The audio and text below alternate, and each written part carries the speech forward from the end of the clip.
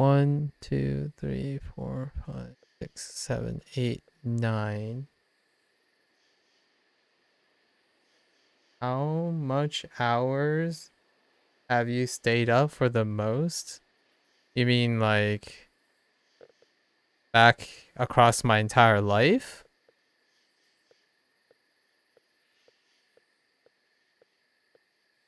Once in my life or something? Like you're talking about like records or something? Like the stuff that you do as a reckless youth? 78 hours probably. During like a anime convention? Like a weekend in an anime convention? That's probably the longest. That's like reckless youth though. That's when you did silly things. Okay, so this is 5-9. Okay.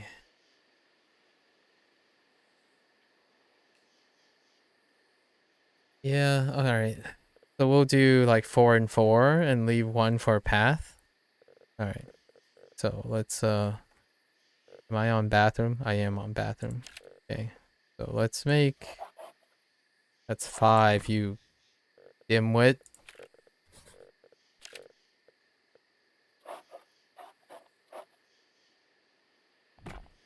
Okay.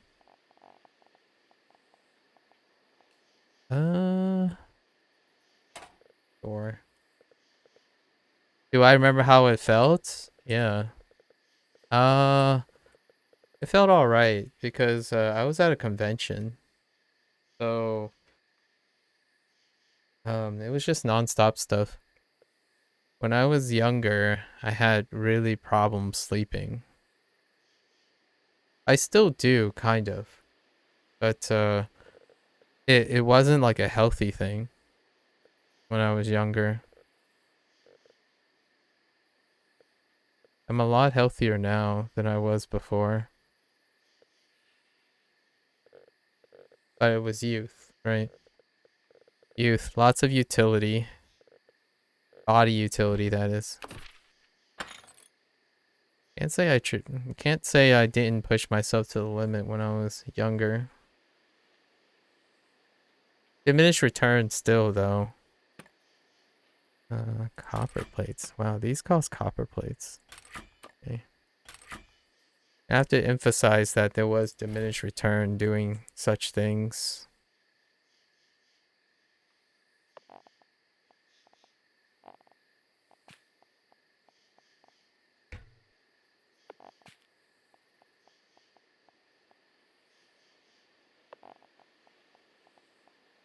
There we go. Put a lamp in. Minimum bathroom achieved. And how big is this spread? Okay, so hmm. Can we shove it closer? Oh no, wait, we need it to be at least 3x3, right? Is this a 4x4? The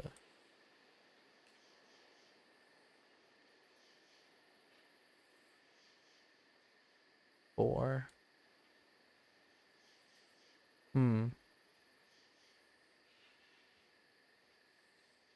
No, I think we're okay. Even if it's like a bit.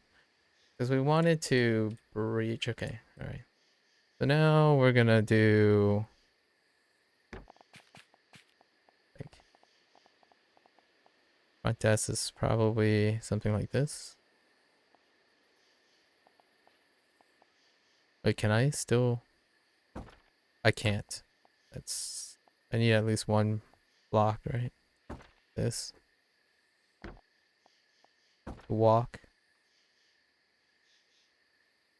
Why do you ask? What's on your mind? I imagine the reason you ask is because you probably lack sleep recently.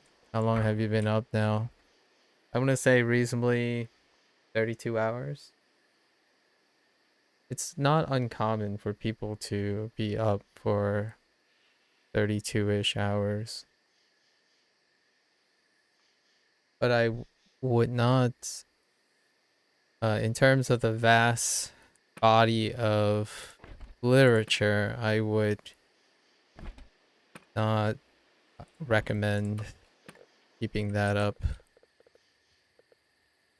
too much, like too passionately.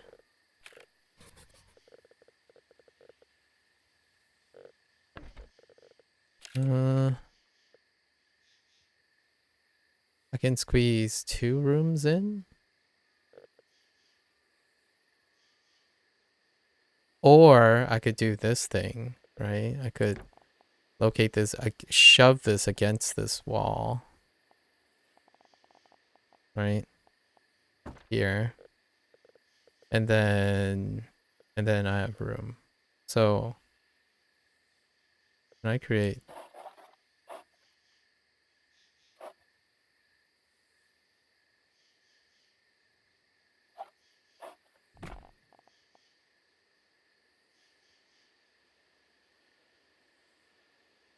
Is that big enough? I don't remember how. I didn't take into account how big my room is.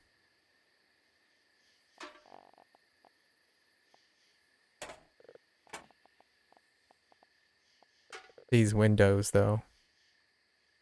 How big my other rooms are. Can I really just sit it?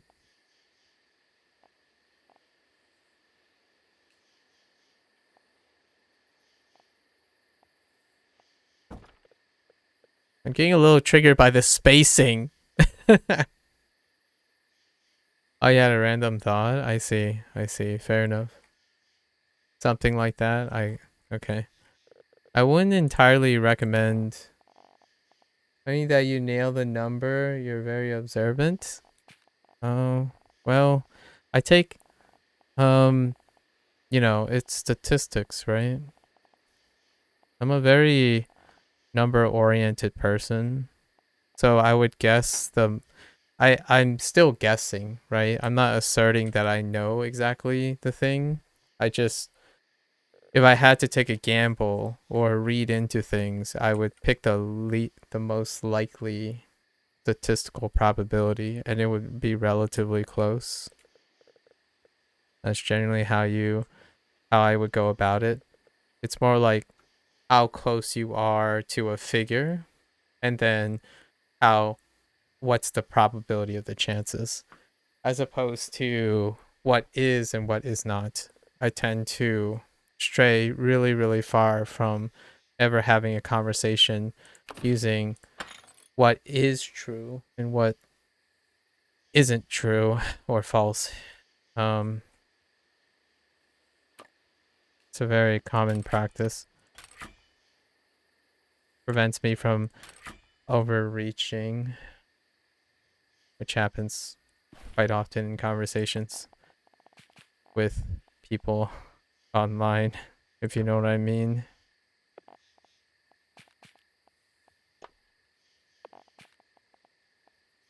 Just very rehearsed nature. I have a very classical kind of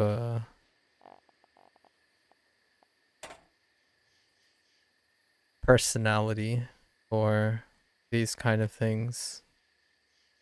All right. So does that reach? Yes, that does. Now I need another room. Wow, you can make so many rooms. Do I have enough money for another room? I do. Oh, wait. I should check. Hold up. Before we go crazier, I should check what the threshold is. Yes. Okay. 23 is what I'm aiming for. So I need 23.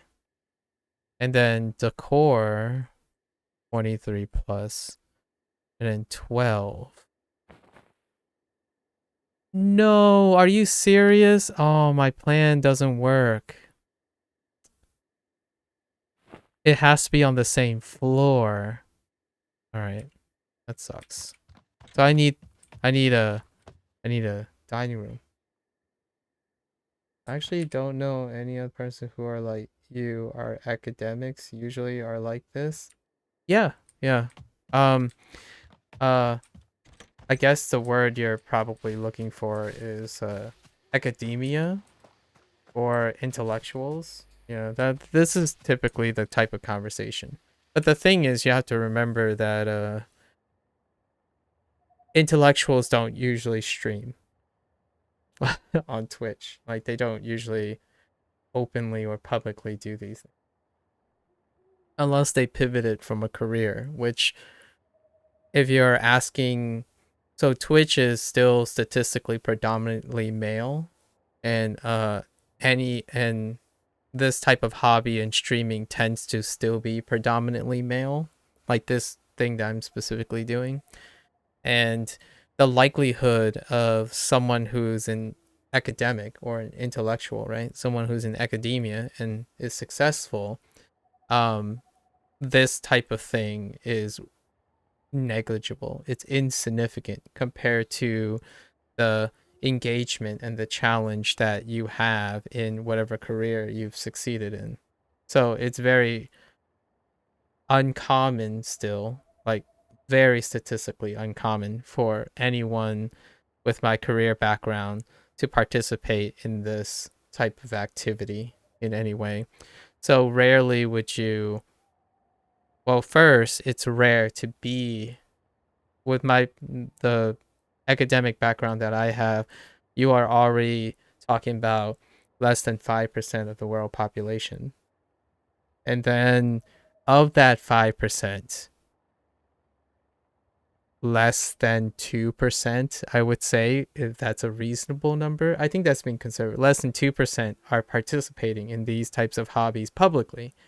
And then of that 2%, so we're talking about 5%, 2% of 5%, and of that 2%, you might be able to encounter one or two people who maybe are in the audience. So the chance of this encounter is fairly rare, and it's not because intellectuals don't find this stuff engaging.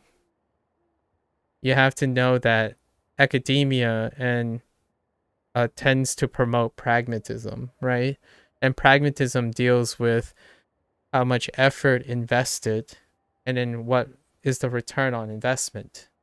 In the Twitch culture, rarely does academics and intellectuals resonate with the common makeup of Twitch. It's not like Twitches have an initiative that highlights intellectual thinking or critical thinking or certain mannerisms. Um, Rarely are intellectuals fulfilling a role of empathy with their audience. So the demand is also strictly non existent. And I don't usually sound like what I sound like right now. I don't usually speak like this most of the time. When I'm streaming, it's very difficult on first impression to know that I am someone who came from an academic background because typically individuals who are proficient at this type of thing would tend to behave appropriately for the task. So if I were to sound like this all the time, uh, it would be a very lonely, self-testing, pragmatic way of approaching streaming.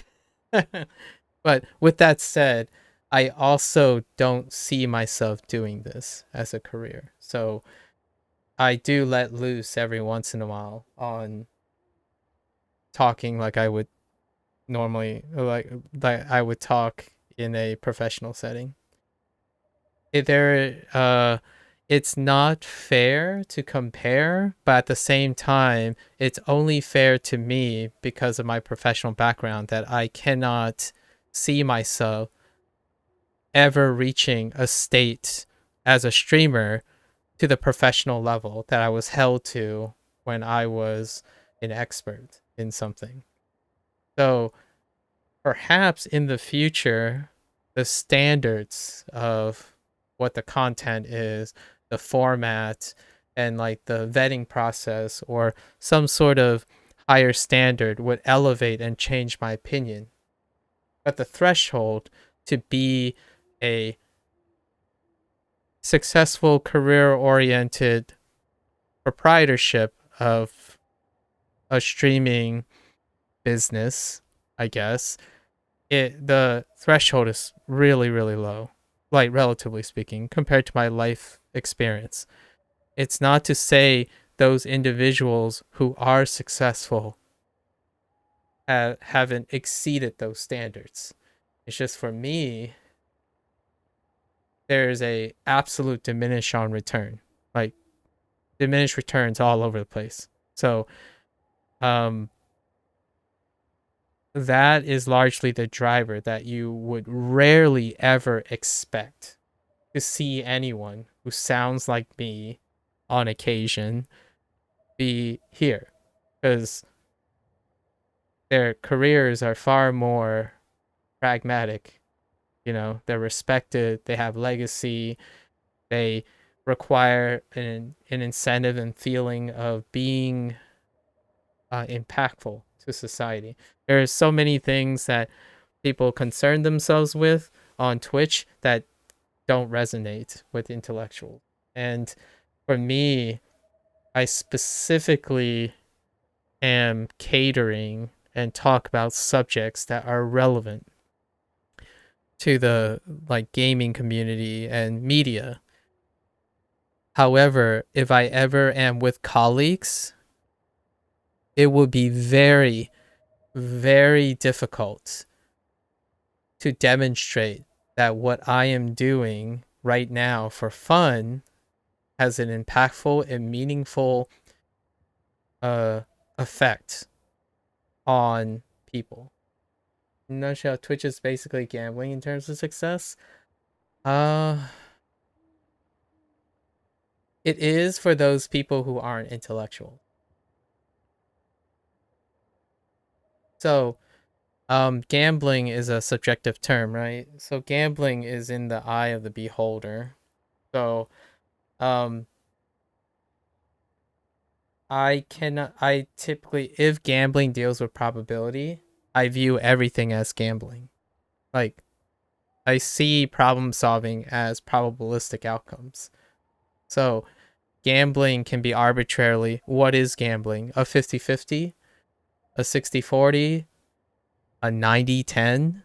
So, generally speaking, when you try to critically think and solve a problem, you're estimating the likelihood of its success and the likelihood of its failure.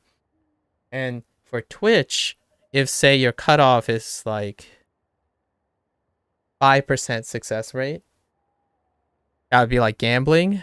Then most of the individuals who start streaming careers or attempt to start streaming careers without any professional background, as in this is their first take, the odds are less than 5%. So, in that respect, that perspective, it is like gambling in terms of success. As someone like me who has a professional background and have managed human resources, convince people, maybe possibly even been paid to enable and guide people in a specific direction, that task is far more complex and difficult than understanding what makes Twitch being remotely successful enough to be sustainable on Twitch. I don't choose Twitch. I'm not doing this as a career choice, but for me, it's not a gamble. However, I'm also not motivated to do so. Like, I don't want to spend time uh having diminished returns creating a persona that isn't myself professionally.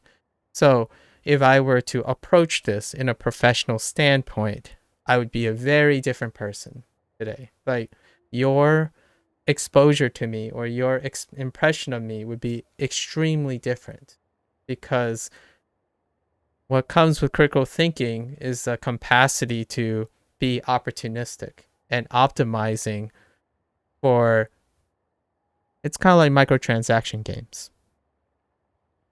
The microtransaction games, those are people who are pragmatically doing things to be successful. If success dictates a self-sufficient source of reinvestment, low risk, high profitability, that's what intellectuals do. But they're not personable. They're not impressionable. They're extremely pragmatic. Pragmatic people rarely deal or tackle or exercise morality a lot of times because you have to exchange and kind of throw those out a little bit in order to be very efficient at being quote unquote successful. So my old career, it dealt with the same deal. Like to the point where I kind of miss being like free floating and empathetic and a little bit more concerned with morality. But pragmatism, Twitch streamers, when they enter this career, they don't enter with pragmatism. They enter with inexperience, hopes and dreams, passions, desires. Most of those things equate to very low success rate.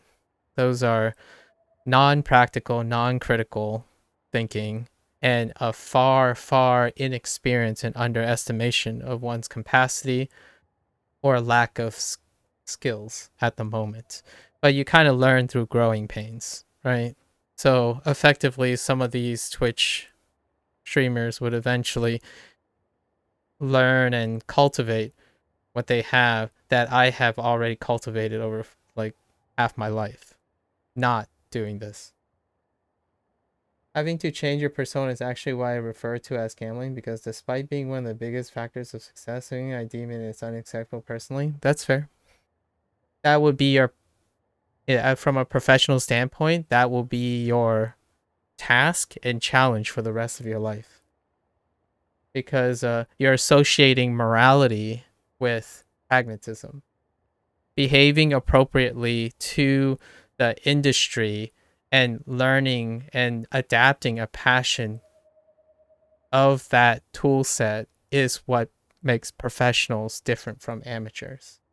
So you are representative of why, in general, the inexperienced person who ends up on Twitch, who has a career, is unlikely to succeed because they are banking on the idea, the serendipitous occurrence, that their own persona, the one they genuinely like or want to adhere to, is sufficient to communicate to the unbelievable infinite array of personalities on the internet. So if you principally exercise morality based on your own personal preference for your career, you are extremely less likely to succeed. However, you can always try to place yourself in an opportunistic situation that enhances the factors that allow you to be what you plan to be. But know that when you choose to personally adhere to yourself, you are trying to be the one in millions of people. You are trying to be an Andrew Tate. You are trying to be a Jordan Peterson. You are attempting to be something that potentially 95% of people aren't asking for. You have to convince them that they want you based on your own merit. The odds of that consistently producing success is nearly non-existent. However, if you do, you become an Elon Musk. That's the effect, right? If you want a consistent success, then that is nearly the opposite of the approach. Now, I know that's I do know that's stupid from a standpoint of pragmatism. It makes everything more difficult, but I can't give up something I value for materialistic success. It's not materialistic success. You are binarily categorizing it in order to make yourself feel like you are doing the right thing. It is not stupid from the standpoint of pragmatism. It is different from the standpoint of pragmatism. It is lower in pragmatism, but there's no pragmatism does not have morality. It's either more efficient or less efficient. Being stupid or not, that's a morality. That's what you subjectively think it is. It's just less and more, and you're balancing those. And then it doesn't have to make everything more difficult. I mean, or easier. So you're saying like the pragmatic way is often the easier way. That's not really the case most of the time. Pragmatism can be very inefficient because being honest and if you can't give up something you value, that's fair. But success is not materialistic in any way. The concept of success is whatever you make it to be. You specifically focused on materialistic success. So that's fair. I understand. It kind of reveals what's important to you. For me, what I describe represents what my professional background was, and it was for legacy. Legacy is not materialistic. My whole career was built around legacy, and you get materialistic success irregardless of how you focus your skill set. So I received materialistic success as a consequence or as a byproduct of legacy focusing. So when I talk about not just valuing the right people or selectively valuing the right people, I looked at each person as an opportunity to build legacy. But for someone like you, selective, being selective is very ideal to increase the efficiency. Um, so the more you become self-aware of what you want, the more you can, the more evaluation you can have of yourself that's accurate. You can selectively be pragmatic about the people you choose, the location you are, to greatly enhance the efficiency of the opportunities offered to you in order to increase your success. So that's what you're inherently doing. But objectively, you have less choices. Most of your personality, including up to the point when we talked about Osu and stuff, your probability of success is remarkably lower. However, your potential, like the cap on your success, is quite great because it would make you unique. So if you land on your approach, you would be among the 1 in a million that are unique. It's not consistent, but it is certainly unique. So if you go big, I mean, if you land this, you go big, but 95% of the time, you're going to go home. Um, the enlightened period would be a sudden realization that it might not be because of what you want and what you think is right or wrong. It's a adaptability of how you can be inclusive while still upholding your morals. What success are you talking about here? Since I agree with you on the fact that you define it yourself, what success am I defining here? I'm just talking about overall in general. Um, and the success is dealing with the mitigation of negative feelings, the mitigation of negative things that take away from your life, and the increase or the optimization or the maximizing of positive things. And that success threshold is what the success is. So wherever that threshold is for you, it's arbitrary, there's no number to it. So to achieve that state of success is what I'm talking about overall. So it's far more consistent for someone to reach mentally that state of success when you are not selectively constantly adding conditionals to how you feel about things. Since the world and humanity is dependent on interaction between people, the more selective you become, the less odds you would have in opportunities to reach that state. You will more likely be in conflict. A conflict of interest would arise far more frequently than someone who is flexible. And there is this, if you are successful, right? If you land whatever it is that allows you to reach that state, then it's sufficient.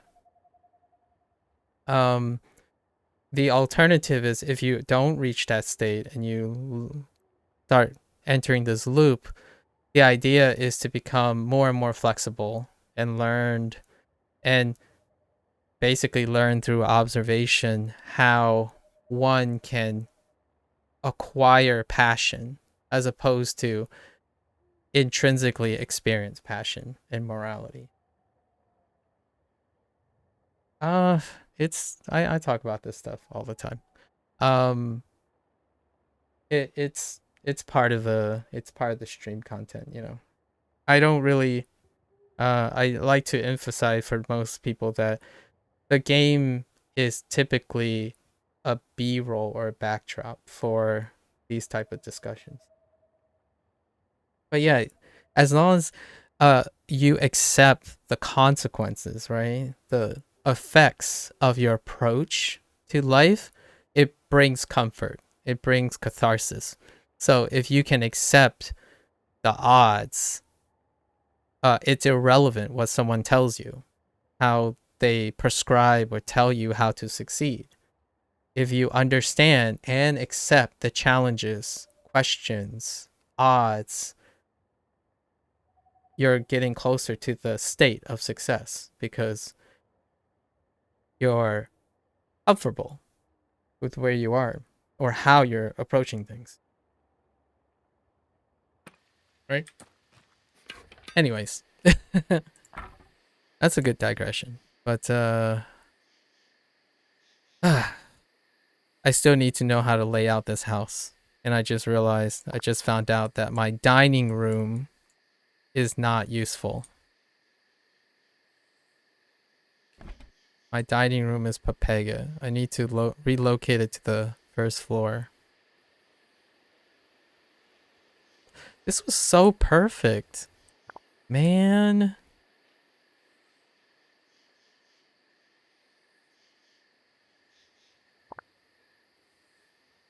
Man.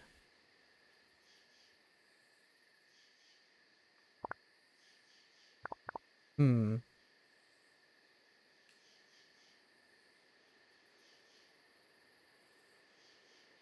Yes, yes.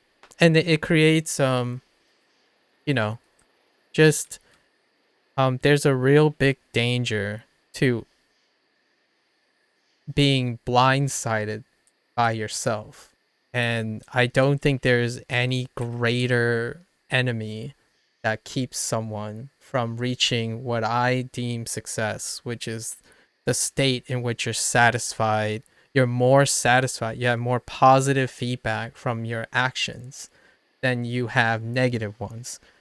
And how much more and how much less is different for everyone. But to reach the I am good, I feel good, I have meaning, like I'm doing what I value, right? So that is what I'm using that word for. It just varies completely. So that's as close as you can get to a definition of what that is.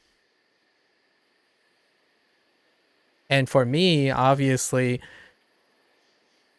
it's clearly not money anymore, right? I have the means and the skill set to make lots of money, but I've already reached a state in which I'm comfortable with, I suppose. If I need money, I will go and make money, I guess. That's probably what that is. I do not operate on desperation. I operate on cold, calculated execution. And that's kind of what I mean by uh it's like gambling for most people who come into a sole proprietorship inexperienced. And sole proprietorship being Twitch or streaming. There requires a lot of growing pains. Growing pains that there aren't other individuals who can offer standardized ways of circumventing and learning from those. If you go to school, that's a different story because school educates on specific standards that have been set for other things outside this, which was where I spent most of my life. Still, to this day, most of my life was dedicated to education. Let's see here. Where do I put the kitchen? It's got to be big enough. Tables.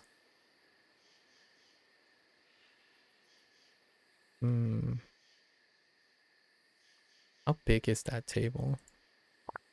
That's a really big table.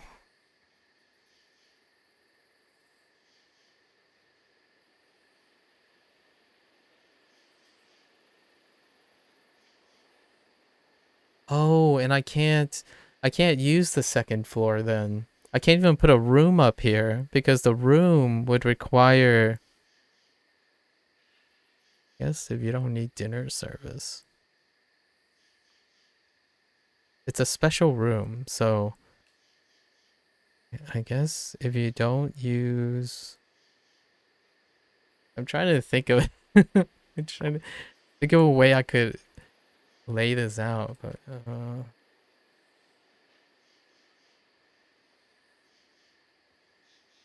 wait, can I relocate these doors? Oh, I can relocate these doors.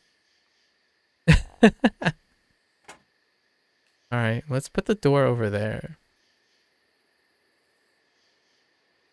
I guess that's like the back door. Man, I have to relocate the. Okay, so let me see if this is accurate. Dining table. So here's the dining room, right? Let's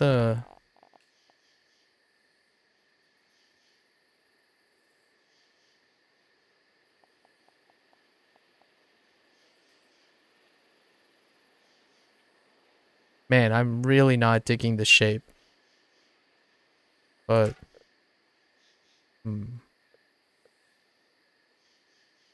okay. Uh okay.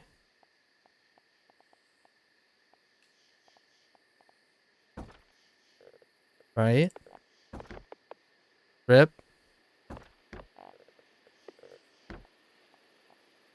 There's enough room to move?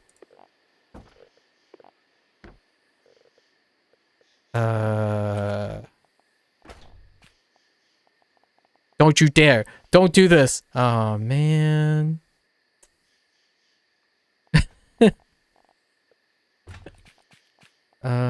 Maybe like, is this enough? Oh, wait. Wait, is this enough room to walk in? Oh my gosh, I can't walk. Okay, okay, okay. It's fine. It's fine. All right. Does this give the thing bonus? Oh, wait, it doesn't?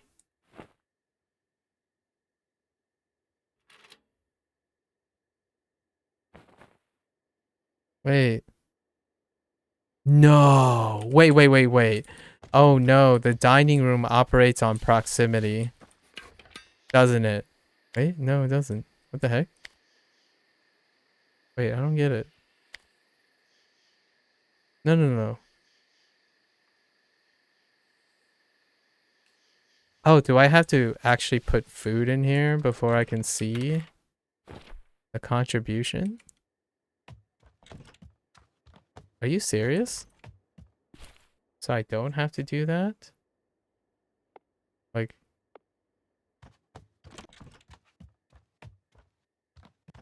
how come it's not displaying? Oh, it's based on the food. It's based on the food I place in. Okay, okay, okay, okay. Alright, alright, alright, alright. Wait. So does that mean this get deleted as the food is being consumed? Alright, it's fine. We're fine. Again, I think it's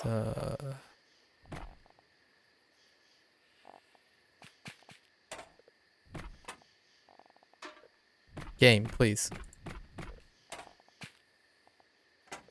Wait, wait, wait, wait. Yeah, okay. Right. Okay, okay. Alright. Let's put this back. I liked what I had. Alright. So the food quality dictates the extra food requirement. So it kind of makes me want to wonder how much you have to produce.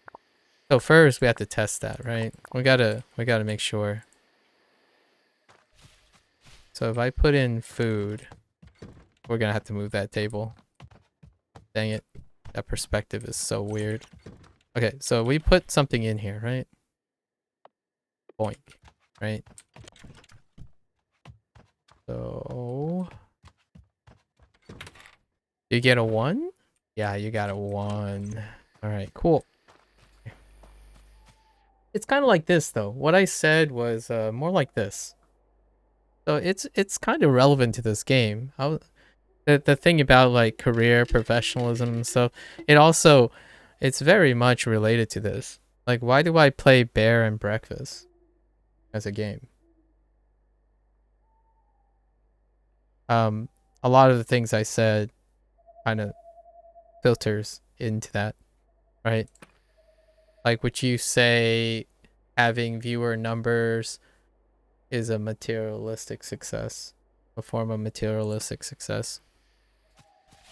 And then how does pragmatism feed into it? Well, playing a game like Bear and Breakfast on Twitch is not a pragmatic approach to this.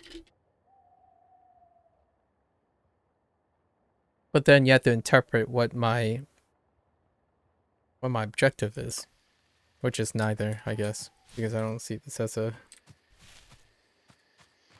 a career move. Okay, so we can move that. So that means we can make a room down here. That's a staircase. Can't. How much money do we have? 1,000?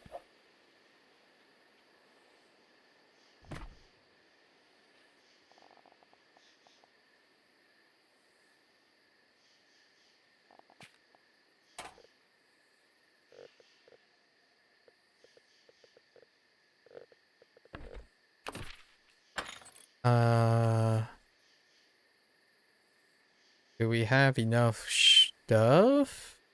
I don't know. We have enough stuff. Oh, we're running out of pine plank stuff. Okay. Dang. I'm actually running out of materials. Holy heck. I've hoarded for so long and I am actually out of materials. Oh. That's amazing actually.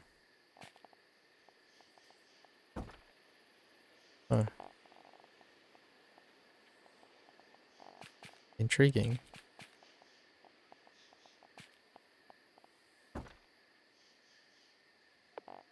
Where am I softening?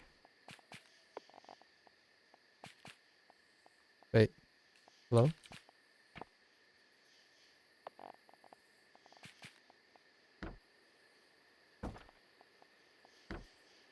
Do I have a light source? I do.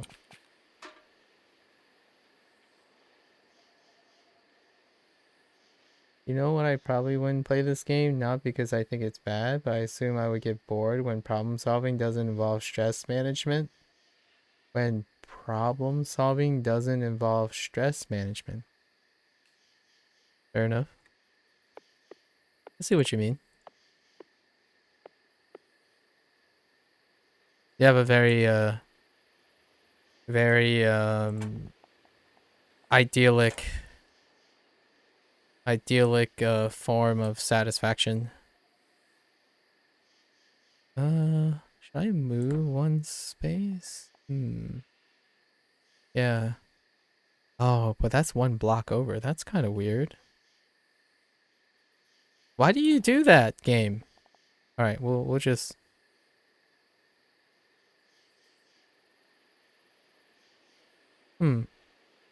Yeah. Yeah, that's sufficient.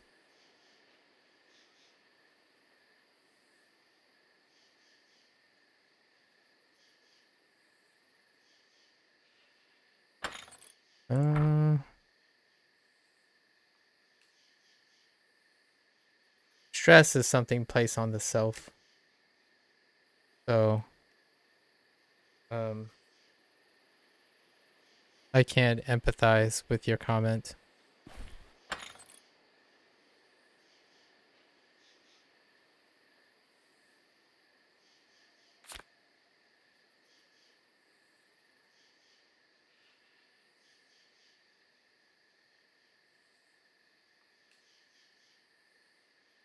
And your criteria is very strict. So, I can't really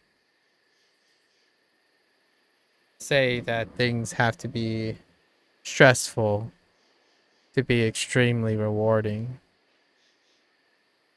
and engaging.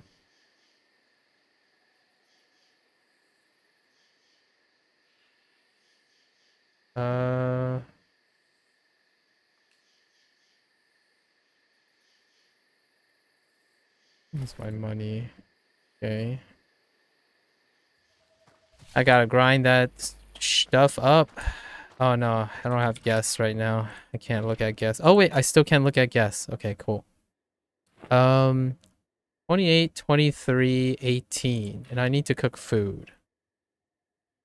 Son of a bee sting. Holy. Alright, let's go to the kitchen first. Rip. That's awkward. Staircase is very awkward. Oh, nope, that's not where I'm going. I'm going down here. Right. Right. And they're separate things. Oh my. Alright, alright. First, let's go grind this stuff up.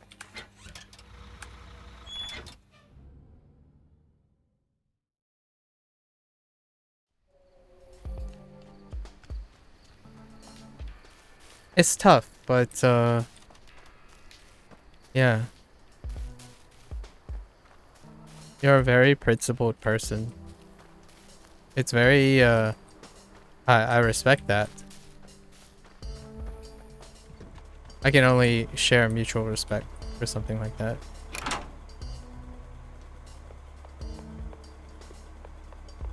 I won't ever be able to like really empathize.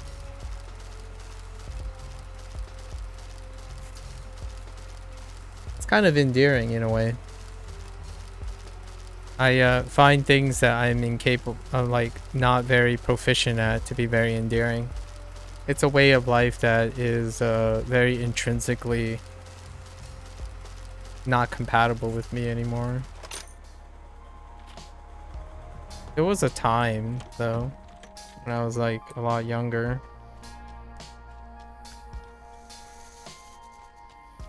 Maybe before I went off to college is probably the most the time when I was a bit more principled.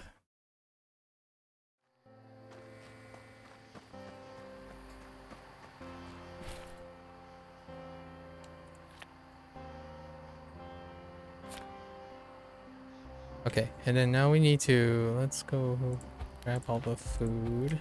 We need this. Okay. I wonder if time still passes when...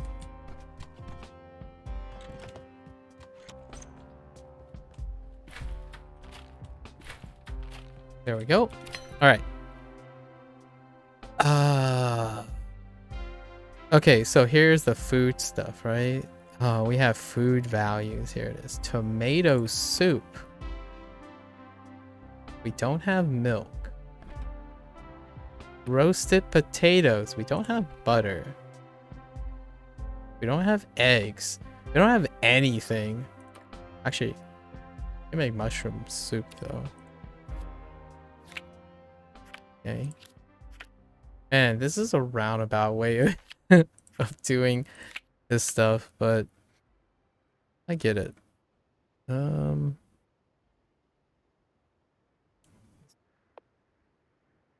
Okay, we need to figure out if we can do double stacks. So like say 4. Oh, I'm already out of onions. Fuel 6. Okay. Does it make 2 right away or oh it does. It shows times 2. Okay. So it adjusts. Okay. Um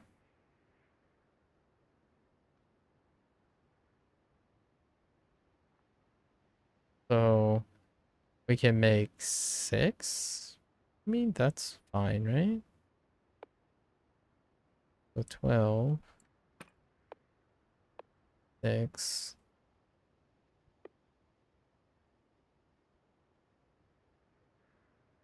18.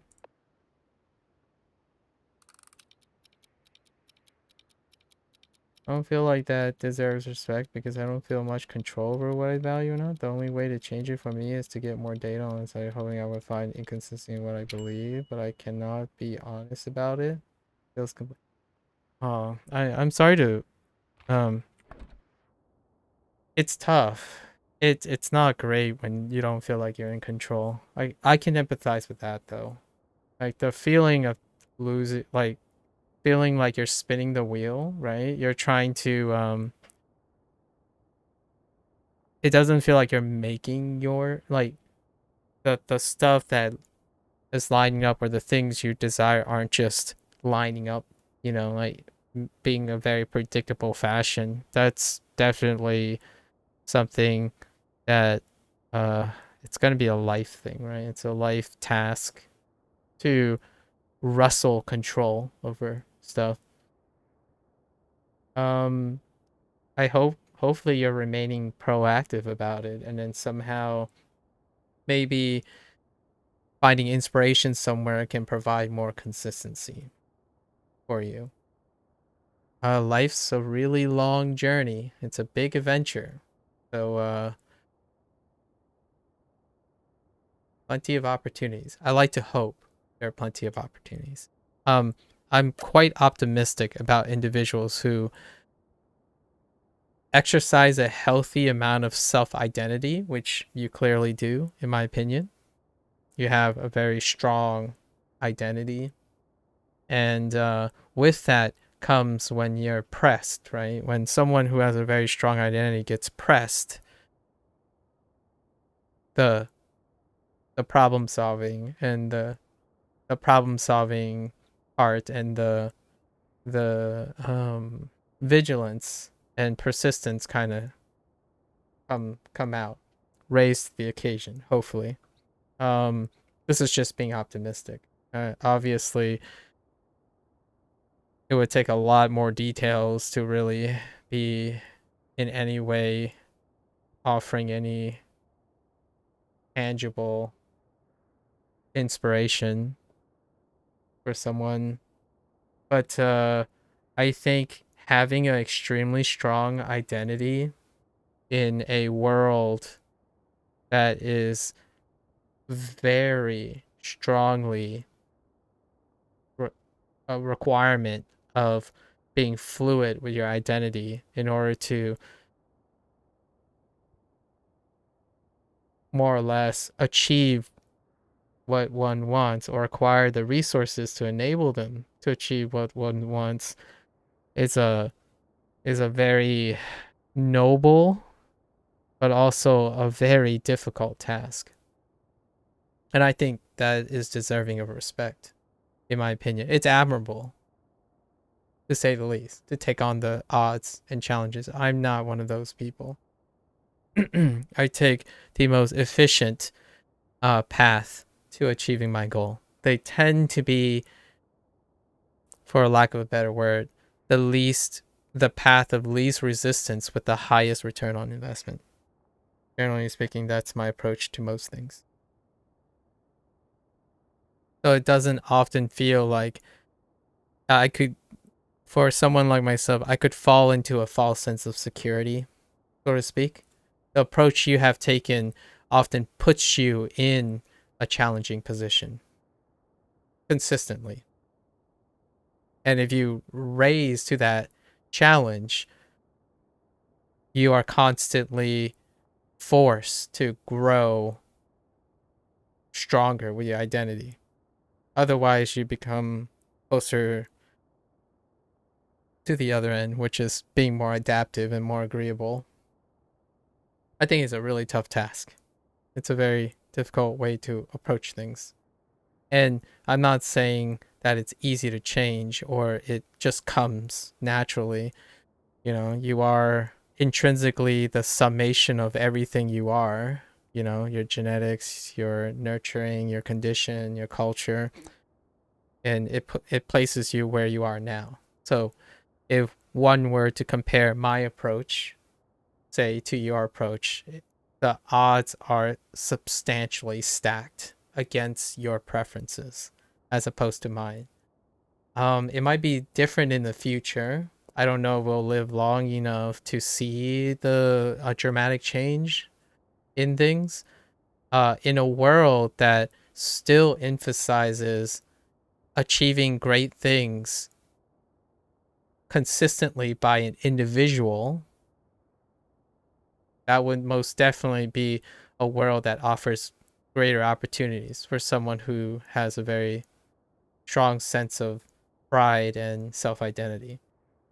In the current landscape, especially the landscape you choose to interact with, which is online and the internet, uh, that is not in demand. Individualism is not in demand anymore until something else trends.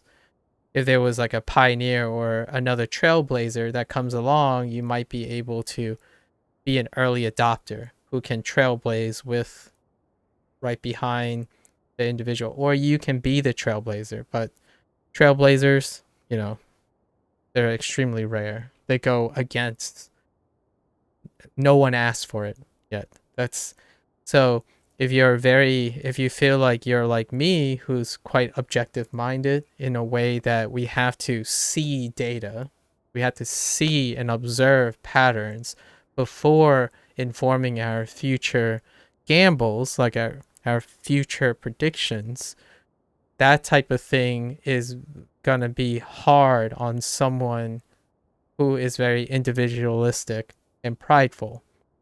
Um, those individuals succeed by not observing data most of the time, by not actually, they try to anticipate and supersede what data exists. So if there's a trend that exists and you build an approach based on it, you are already behind as someone who wants to be individualistic. You are trying to get ahead of the trends as opposed to being observing the trends. And I'm more of an observer. I tend to critique based on what has happened as opposed to gamble on what hasn't happened yet, because I am very apprehensive and insecure about not having data to inform a very realistic and likelihood event that happens later. Pioneers, individualism, they take gambles. Like they go for it. And to them perspective, like in their perspective, it's not a gamble, because when they want to achieve that thing, there's no failing.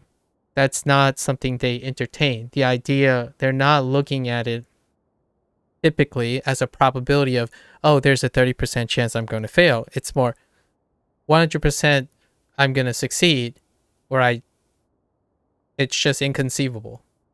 So the hardships tend to be self-manufactured when it comes to having a dissonance between your approach to problem solving and what you really want. If and reconciling these differences is probably a really great first step, right? For example, you can be caught in a way that I want to do something this way, but I've realized that my approach and thinking continuously antagonize with what I want. So the idea is one is going to have to be a little bit more compromising to the other. Is it your goals and your passion and your like emotional state? Is it going to compromise with how you inherently problem solve or like approach things, or the other way around, you adapt and change the way you approach viewing things in order to meet further to your emotional needs or your emotional goals, right? For me, both things are in alignment. So when they're in alignment, I rarely feel like it's a stress that I didn't choose to take on myself. I rarely, outside of some mental stuff that is involuntary, the stuff that are voluntary, I choose to stress myself. I choose to challenge myself. It's very rare that I ever feel that something is outside my control that deals with this particular thing. There are things that do stress me that's outside of my control, but I also practice to cope with those things, which I openly shared on multiple occasions. All right. So we got 6 shrooms. What the? Okay, maybe that's not the greatest place to put a door. All right. So let's. Oh. Oh. You can put full stacks of stuff. Wait. This changes the game. Hold up.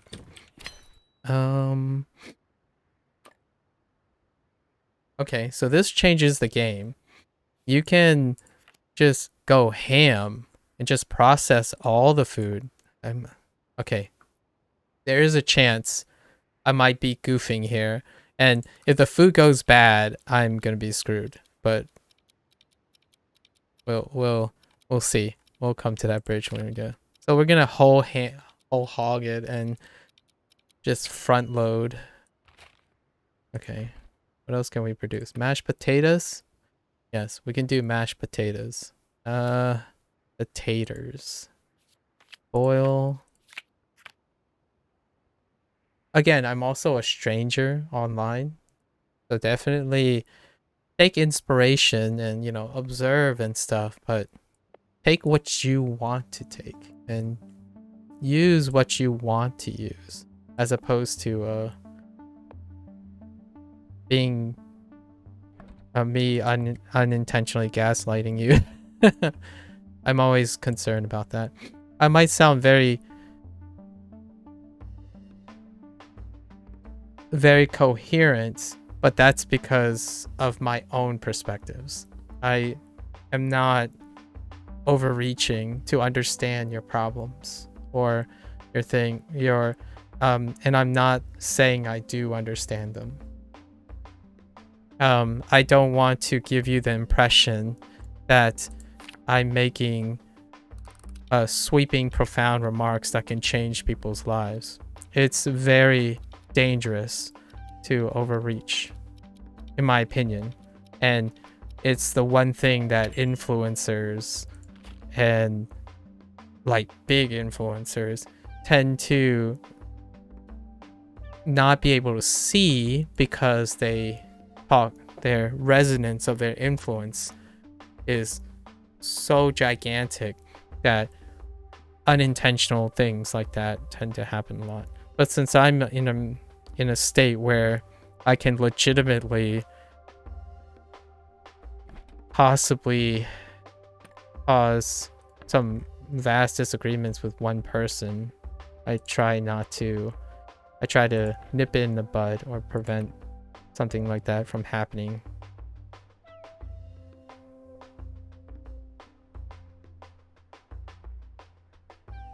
How old are your relatives? Are they, I mean, so here are the things, right? We have to be a little bit considerate to the idea that most of your relatives probably grew up in a different environment.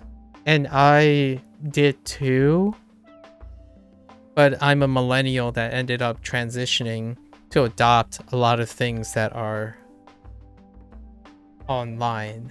So we have already pre-selected ourselves to being similar in that way, so it's not uncommon to probably find someone who has decided to be online to have very similar thoughts. But yeah, for sure. Like I have these thoughts too, for sure. Like actually this interaction that we have here is very is the more common one that I have with for my 3 years of streaming. So if I put all these things in, does this work? Can I put double stacks? Oh, I can put double stacks. Interesting. So I can just ham it, right? Is this good enough? Does all these stack? I don't even know if it stacks. What's my food score? 13. Okay. Oh my gosh. 12? All right. Well, it's good enough. All right, 23. So let's grab, and then I can just make 2 of the things, and then we'll worry about the food, right?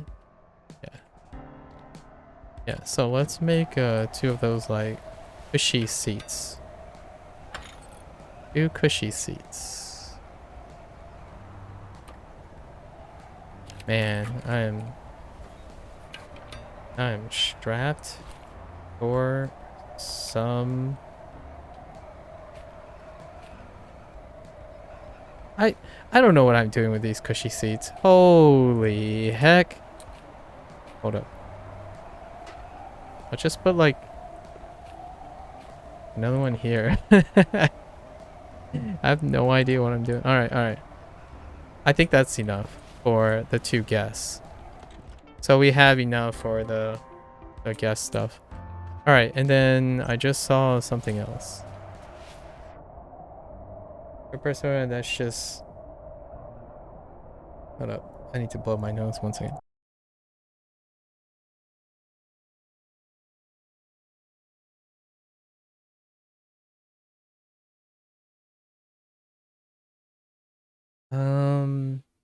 I have a pretty good friend who's 35, and I would say he projects a lot on me and is kind of arrogant about it. Yeah, projection. So I don't want to. Here's something that is always wonderful to keep in mind. A lot of times it's great to sit down. I mean, this is like, it sounds like a lot of effort, but it can be something that pays in dividends as you grow older because you have your whole life to rehearse this. But sitting down and writing down or making mental note of like what your friends are, what are the qualities that make you guys friends, right? Make the people friends. Then addressing it to them. Because one thing that this reveals a lot of times is that your friends tend to be, if you're someone who's a projector yourself, someone who's very principled and specialized and very selective, you tend to attract individuals who resonate with the same type of personality, right? So in a way, what makes this difficult is that you like to hope that what is being projected is of common interest. So you don't have a conflict of interest when the two people resonate on a personality level, which are projectors. And then projectors tend to be of the disagreeable nature, ones who are like, know what they like, what they don't like, what's the wrong and right way. But that's the double standard in that. So when you project, you tend to attract people who resonate with you, which are also individuals who have similar qualities, and they are more likely to project as well. And then taking your time to see where the value comes from can help you not say that you won't feel annoyed still, but it allows you to be a little bit more accepting or willing to know that, hey, I'm gaining all this stuff, having this good friend. And we know that that friend probably thinks the same too, because friends is ironically, it's a projection of yourself a lot of times. Now, that's only for people of certain personalities, the likelihood of this scenario happening. For me, for example, the trade-off is I'm going to have friends who I behave a certain way, and then I'm going to have other friends who I behave a certain way. Either or, parts of me feel sufficiently satisfied, even if not all of me is shared in interest. So when it comes to my friends, I have my intellectual friends, I have my gaming friends, I have my Twitch friends. So if you come to that, then generally speaking, you'll still find that the friends you have, if you write it down, the traits that you value, they do overlap. But the way they're presented is going to be vastly different.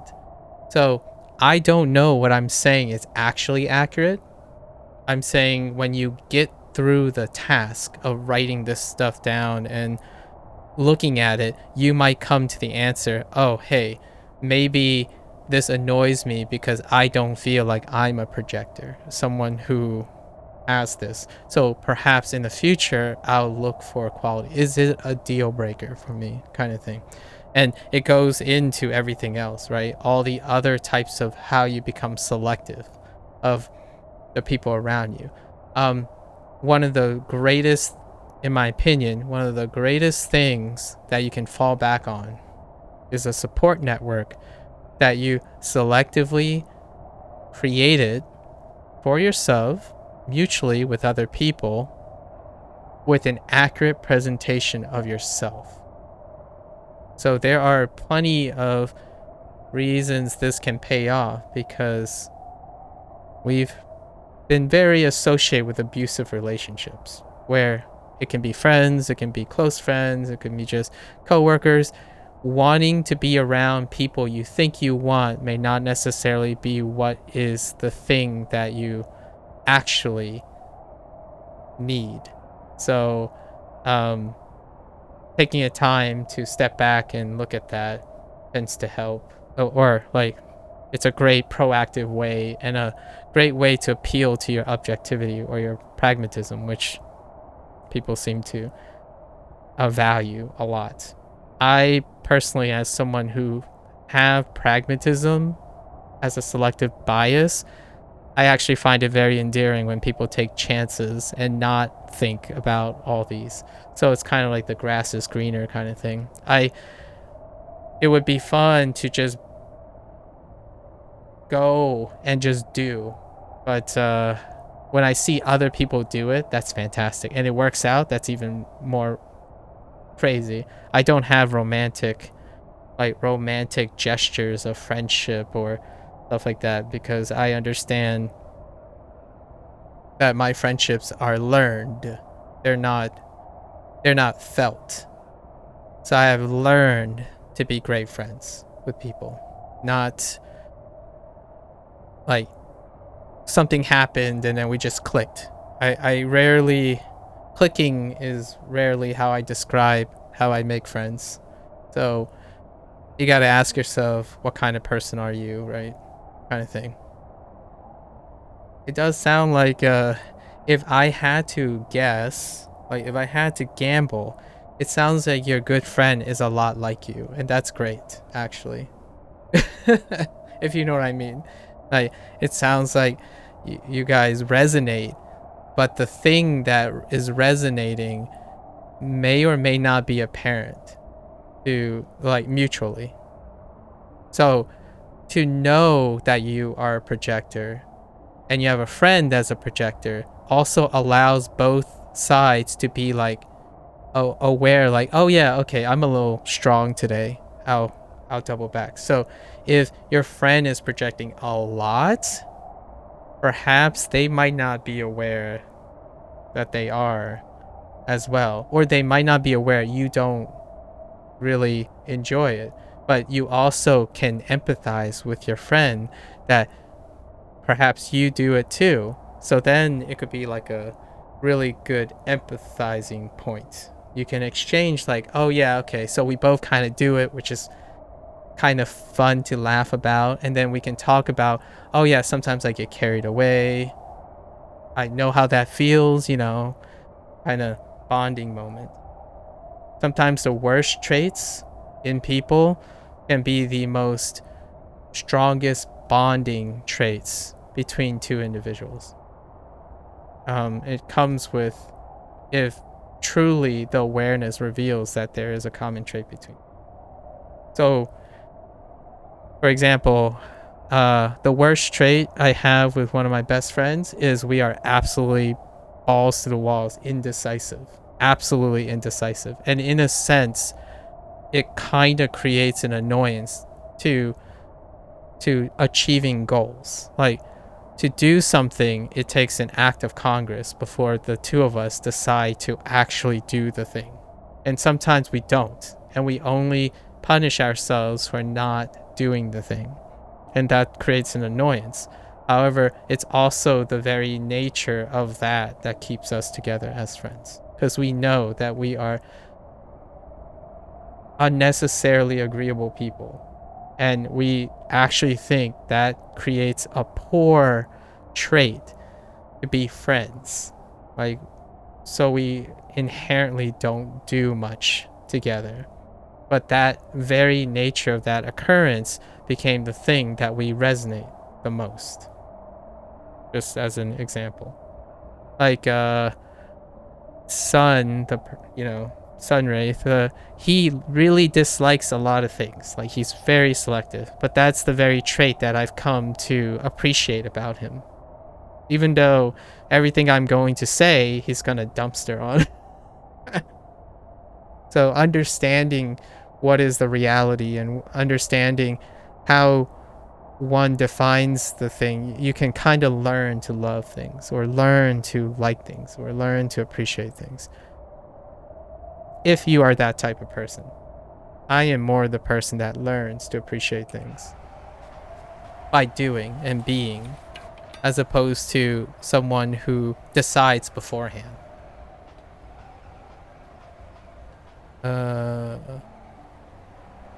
Let's see. What am I doing now? Oh. So I'm waiting for the guess. Second guess. Third guess. And I need to find eggs. I don't know where to find eggs. So wait. No, I don't know how to find eggs. What the heck?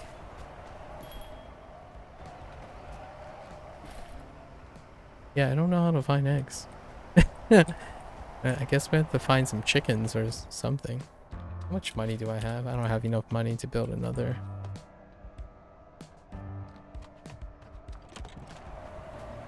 I might actually have enough money to build one more room.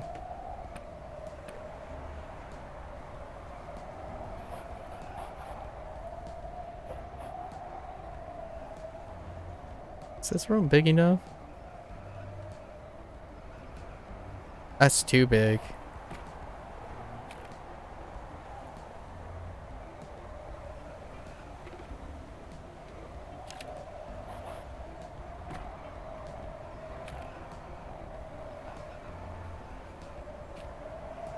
One thing I generally like to admit about like my mannerisms as a person is that it's extremely exhausting to talk to me.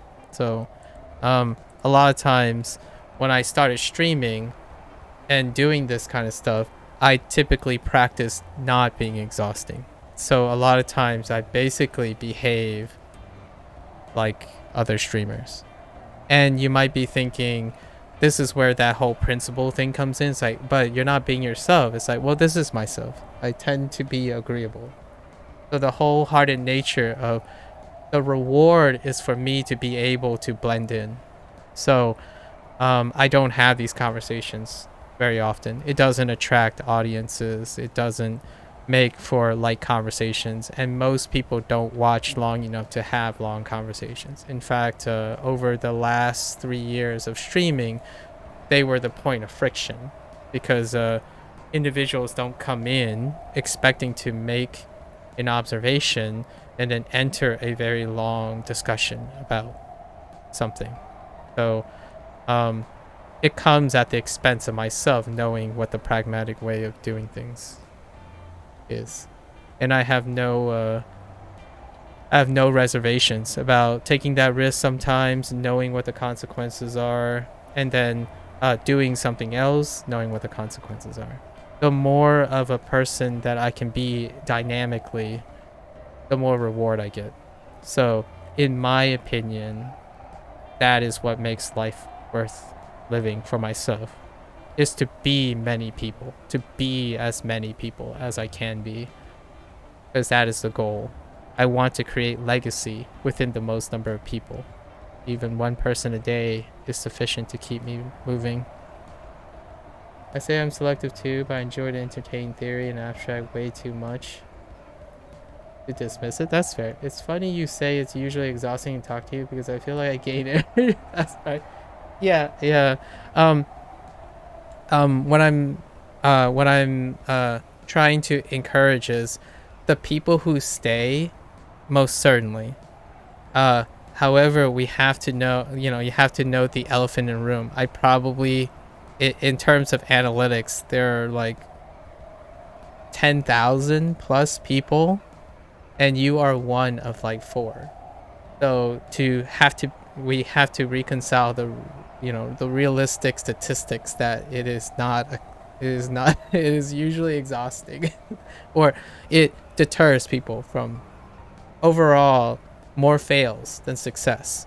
But that kind of resonates with your personality, right? Going against the odds and succeeding. So it is, what I'm doing is actually what you would find attractive, which is, what I mean is doing something just because it's not like everyone's doing it, for example. But it's a blend. Like since I'm not choosing this as a career, I have no pragmatic incentive to be manufactured. However, if I do want to make this a career, I would not be this way at all. Like, I wouldn't talk about what we just talked about. I wouldn't be playing this game. I wouldn't be focused on niche gaming.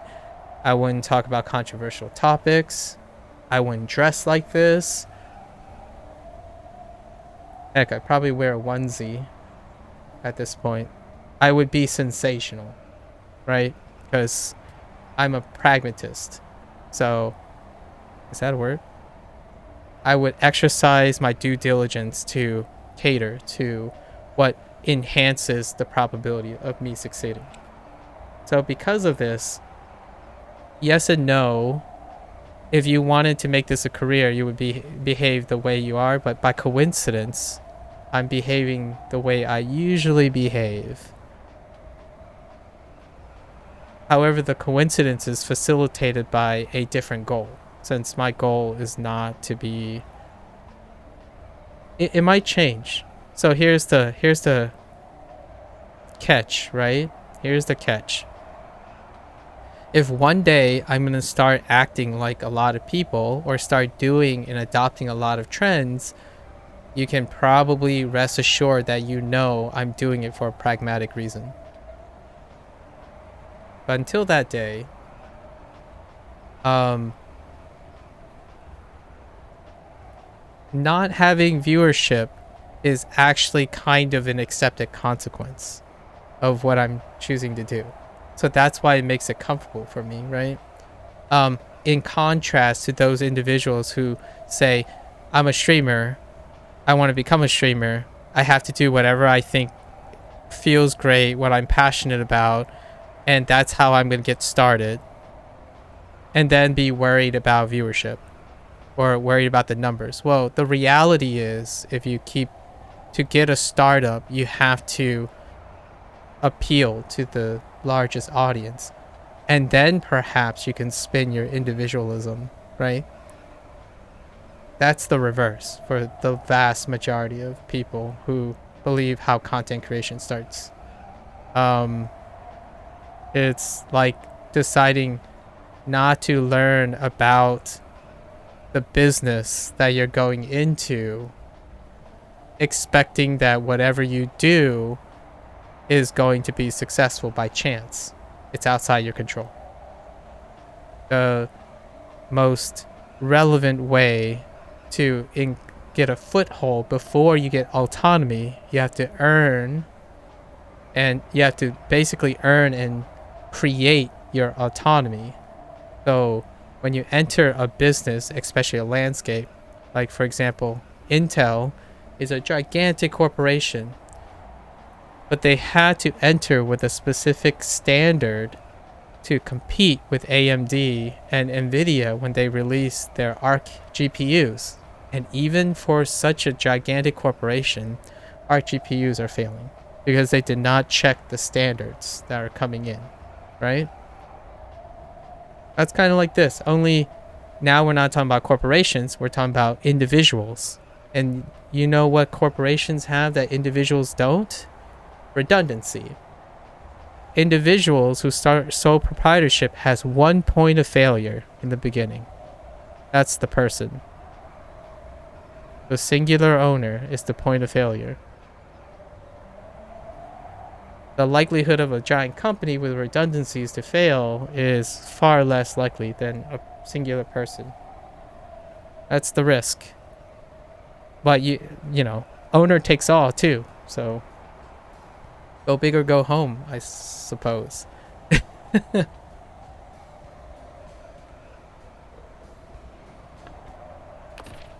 It's a tough world. It's a tough world. I don't ever... It doesn't bring me any satisfaction seeing people suffer from wanting to pursue the things they dream of. Most definitely not. However, regrettably, a lot of times I'm the one who tends to be in the position to try to ameliorate or try to help ease that type of problem, especially when you were one underappreciated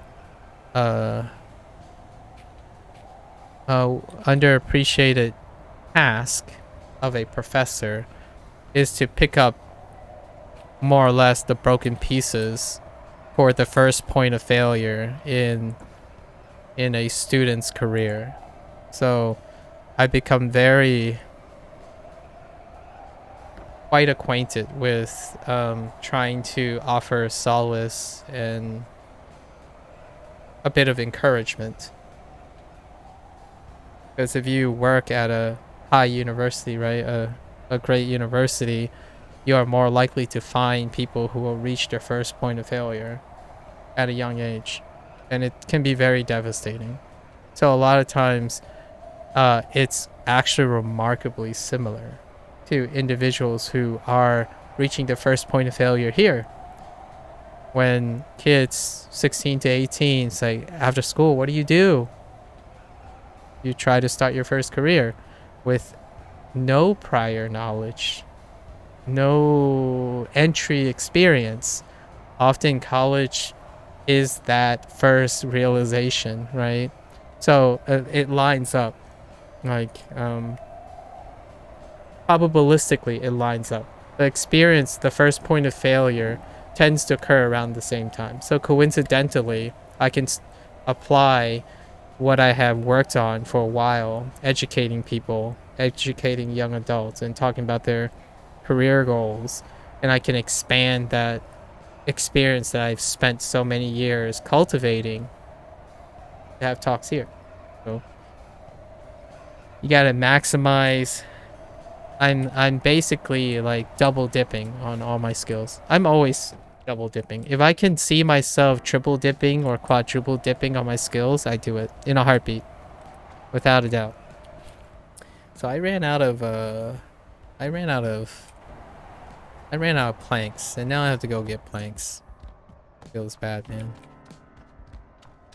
I double dip a lot. The more value I get, the better.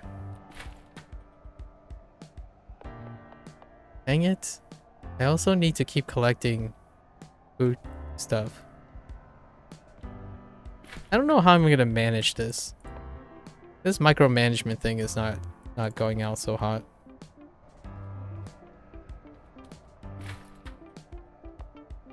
Oh, nope. Let's not dump full partial stacks.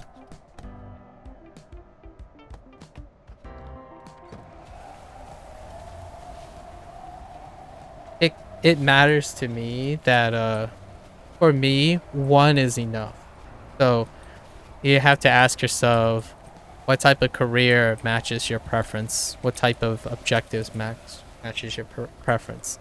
I have genuinely have operated in a career that 1 out of 100 could change the world, right? And that's all that matters. I will continue to try my best, even if it's low odds, right? I don't stray away from. It's ironic I'm gonna say this, but I don't stray away from being challenged outside my control. But I don't also set myself up for that either. It's not sufficient. I mean, it's not necessary. I don't require it to find meaning in what I do. I don't expect others to feel the same way, though. I think where I am in my life and my mentality, my age and mentality right now is not what you would find, knowing that the average age of, you know, streamers, gamers, and whatnot, the stuff you find that I'm saying are the stuff that you would find not here. But there are plenty else place, but you have to be in those places to find such conversation. Like, you're not gonna, hate to say it, but there are not a lot of people in their 30s who are, or it's still astronomically small population of 30-year-olds playing video games. Like, it's not as prevalent as one might think, spending most of their environment pre-selected to encounter people who play video games. Pretty small population. This is a mental exercise for me. So I understand you mentioned about being bored and perhaps there's not enough stress management and whatnot. It's kind of humorous you say that because games like these alleviate all the stress or the potential stress that I take on.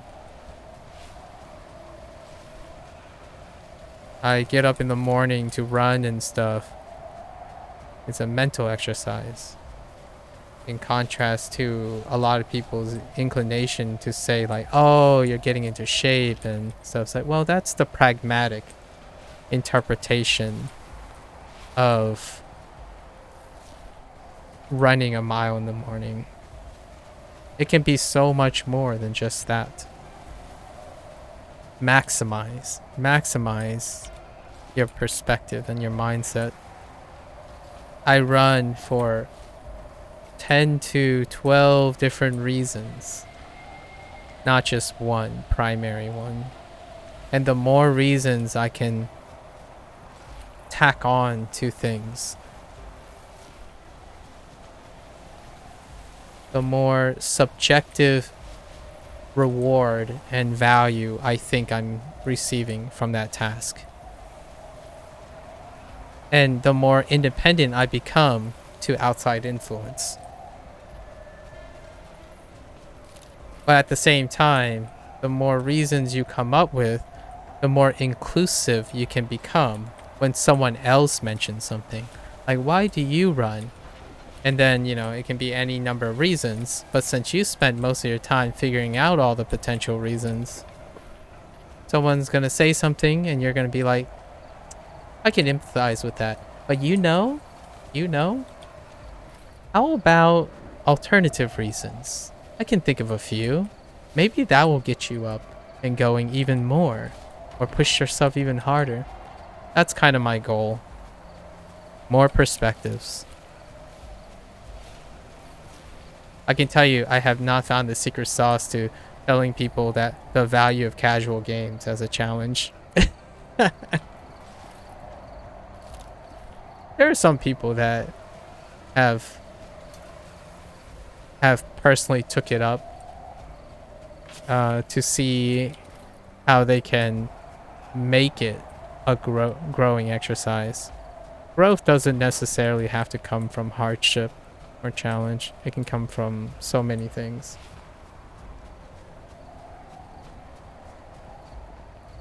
It's difficult. Here, I'll appeal to your pragmatism, right? If your personality is telling you that the only way you can feel reward is by being challenged, ask yourself realistically, what does that look like in life for you? If the primary reward you get is by the stress, is proportional to the stress induced by the thing you accomplished, I can appeal to you that too. I can appeal to that. I think the most difficult thing you can do is to do the thing that makes you bored. So it's like it's a selective fallacy, in my opinion, that can be very detrimental. It can prevent you from finding joy in a lot of things that you choose. Of course, you choose to prevent yourself. So it is well within your power, and you can most definitely be happy overall, regardless of the approach. But the realistic side, I can appeal to your realistic side. Let's say that you're probably, every day of your life, you're probably going to be stressed out, feel out of control. Things are eventually going to get too hard. And that's going to be tough. Sleeping is a challenge for me. I can turn sleeping into a challenge, you know? And I'm sure you can resonate with that at the moment. But not in the same way. Not about getting to sleep. More like how to maximize sleep.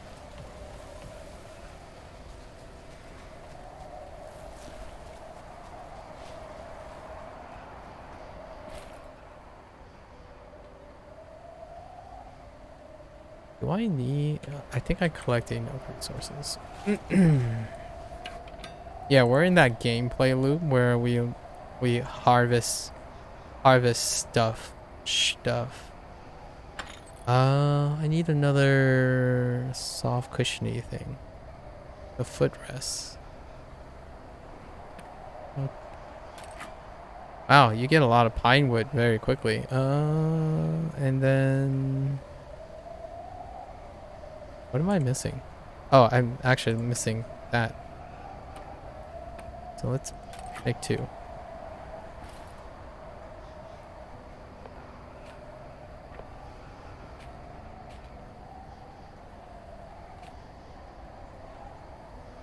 I don't understand what I'm doing. Okay.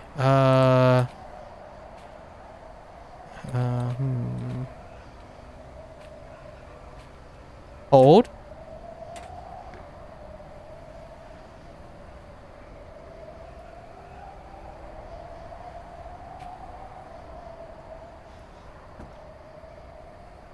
Yeah. I thought I had a brilliant idea, but whatever. It's good enough.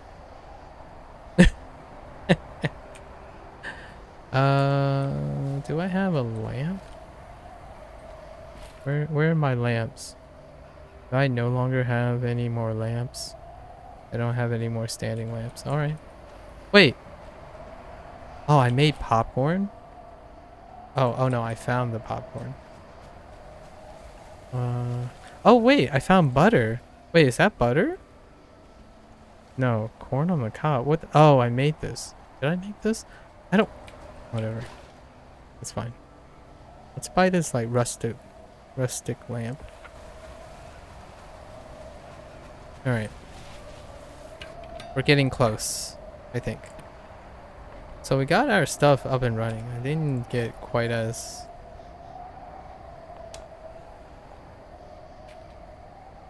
I wasn't like hammering home stuff as quickly. But I guess we can we assign one more dude? No, it's too late. 3318. Okay, 13. Man. It's actually kind of difficult to keep the... Oh, man. Okay. Okay. We need to stop this. How do I stop this? The zoning trigger is too close. So we need to how do I do this?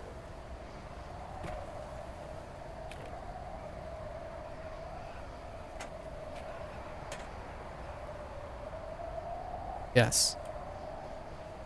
That's better. Keep inadvertently zoning. So we need to stop doing that. How do I make more food? Okay. Let's take this out.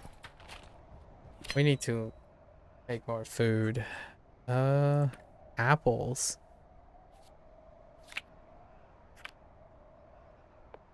That's not bad. Ah, you can just straight up make 40. Okay.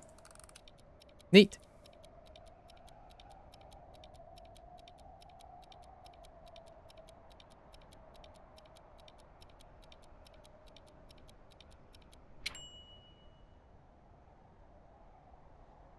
Yeah. And I have to assure you, you know, with... Oh, no. Can I? Oh, I can loot that at any time. Okay. And I need to assure you that I wasn't there to convince you in the first place. If you know what I mean. While I respect your approach to things, it doesn't mean I find value in having to convince you otherwise.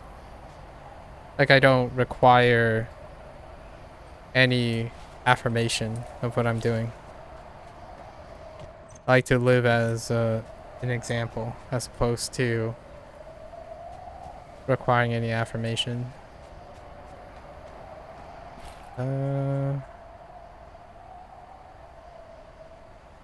So you don't necessarily have to go out of your way to see my point of view or anything like that. Yeah. I don't have to convince you of anything. It's just nice to share.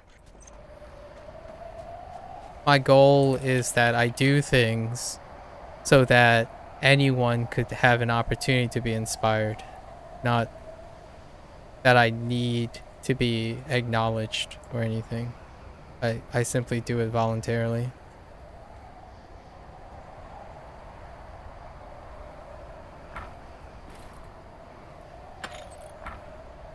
That's also kind of the big reason why a lot of Twitch streamers fail, is they go out of their goal to create a result that they desire, as opposed to reading what's happening and, as you say, iterating and adaptively assigning it. However, that's not classical to someone who has a strong identity.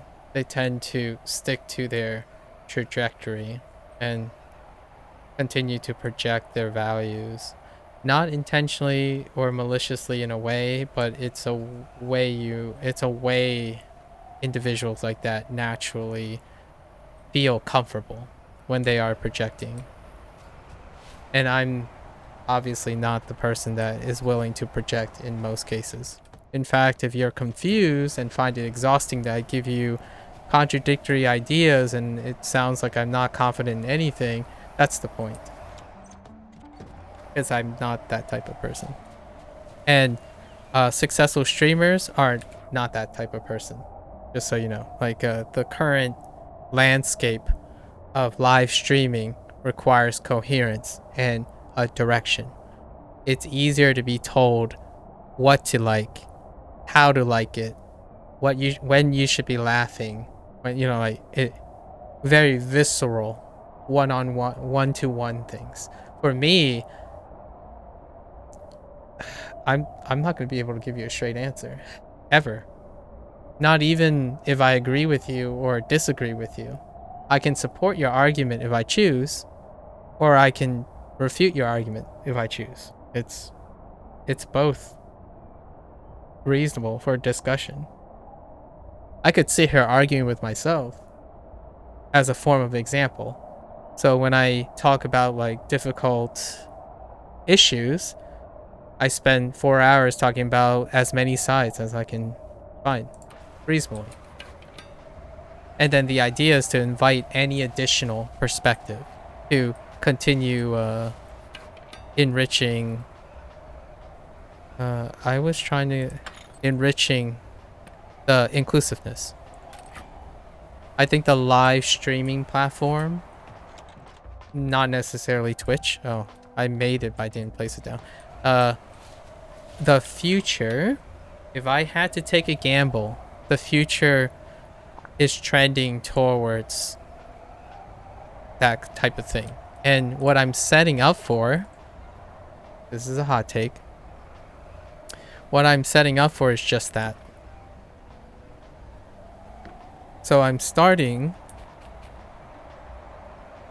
to create a repository of things. It doesn't matter if they're nice now or nice later. The idea of pioneering, right? The idea of getting ahead of the game is to start doing something in which perhaps it may trend later. But since I'm not doing it in a sense of it's a make or break, I happily do it.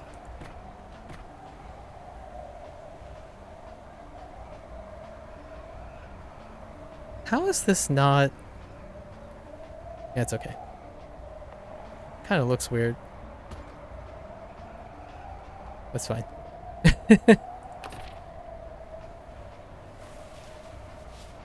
So I've been spending the last year more or less doing that, collecting the... Are you serious right now?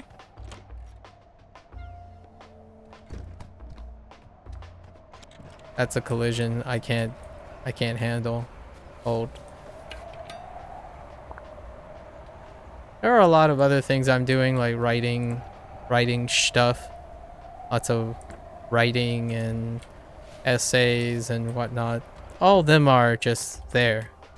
So perhaps one day, when that becomes a lucrative thing, or like just so happens it aligns, right?